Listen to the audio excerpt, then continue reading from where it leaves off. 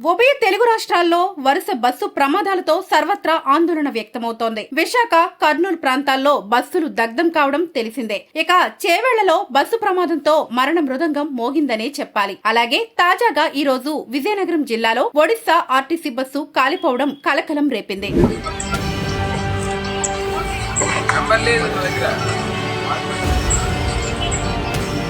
పాచిపెంట మండలం రొడ్డవలస సమీపంలో ఈ రోజు ఉదయం ప్రయాణికులతో విశాఖపట్నం నుండి జైపూర్ వెళుతున్న ఒరిస్సా ఆర్టీసీ బస్సు దగ్ధమయ్యింది. ఆంధ్ర ఒడిశా ఘాట్ రోడ్ లో ఈ ప్రమాదం సంభవించింది. డ్రైవర్ అప్రమత్తంతో బస్సు నిలుపుదల చేయడంతో ప్రయాణికులు భయాందోళనతో బస్సు నుండి క్రిందికి దిగి ప్రాణాలు దక్కించుకున్నారు. సకాలంలో సాలూరు ఫైర్ స్టేషన్ సిబ్బంది మంటలను అదుపులోకి తీసుకోవడంతో ప్రమాదం తప్పింది. ఆర్టీసీ బస్సుల్లో సైతం ప్రమాదాలు జరగడం తీవ్ర దుమారం రేపుతుందనే చెప్పాలి.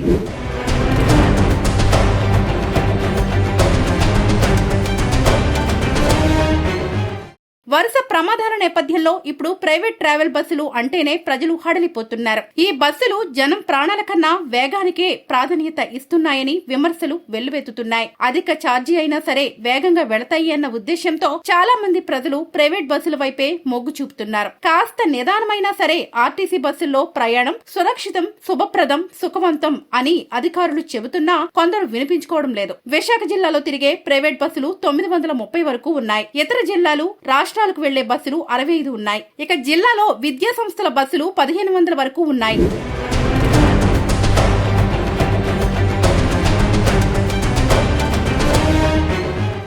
కర్నూలు బస్సు ప్రమాదం తర్వాత విశాఖ జిల్లా వ్యాప్తంగా రవాణా శాఖ అధికారులు విస్తృతంగా దాడులు నిర్వహించి కేసులు నమోదు చేశారు. ఇటీవల మాధవధారలో గల జిల్లా రవాణా శాఖ కార్యాలయంలో ప్రైవేట్ ట్రావెల్స్ యజమానులతో డీటీసీ శ్రీనివాస్ సమావేశం నిర్వహించారు. బస్సులు కండిషన్ లో ఉండాలని, అగ్నిమాపక పరికరాలు ఉండాలని ఆయన స్పష్టం చేశారు. ప్రమాదాల సమయంలో డ్రైవర్లు ఎలా అప్రమత్తంగా ఉండాలో పవర్ పాయింట్ ప్రజెంటేషన్ ద్వారా వివరించారు.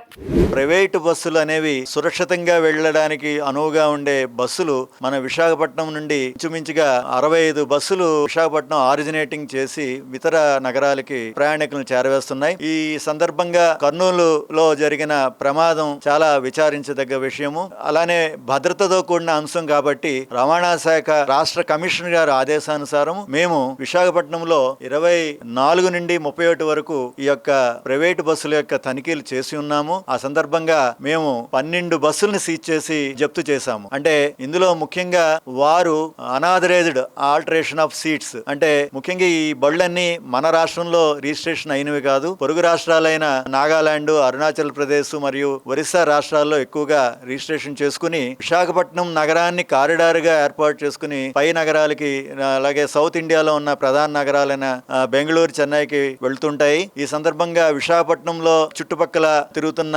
బస్సుల్ని ప్రత్యేక బృందాలుగా ఏర్పాటు చేసి మోటారు వాహనాలు తనిఖీ అధికారులు తనిఖీ చేస్తున్నారు. ఈ 12 వాహనాల్లో కూడా 6 బళ్లు ట్యాక్స్ చెల్లించకుండా వాహనాలు ఆల్ ఇండియా పెర్మిట్ మీద తిరుగుతున్నట్టు గుర్తించి సీజ్ చేయడం జరిగింది. అలానే ఎమర్జెన్సీ ఎగ్జిట్ కి అడ్డంగా ఎటువంటి అనుమతులు లేకుండా ఈ యొక్క ఆల్టరేషన్ చేయడం వల్ల మిగిలిన 6 బస్సులను కూడా జప్తు చేయడం జరిగింది. రవాణా శాఖ కమిషనర్ ఆదేశానుసారం ఈ దాడులు అనేవి, ఈ యొక్క తనిఖీలు అనేవి మునుముందు కూడా కొనసాగిస్తామని చెప్తున్నాం.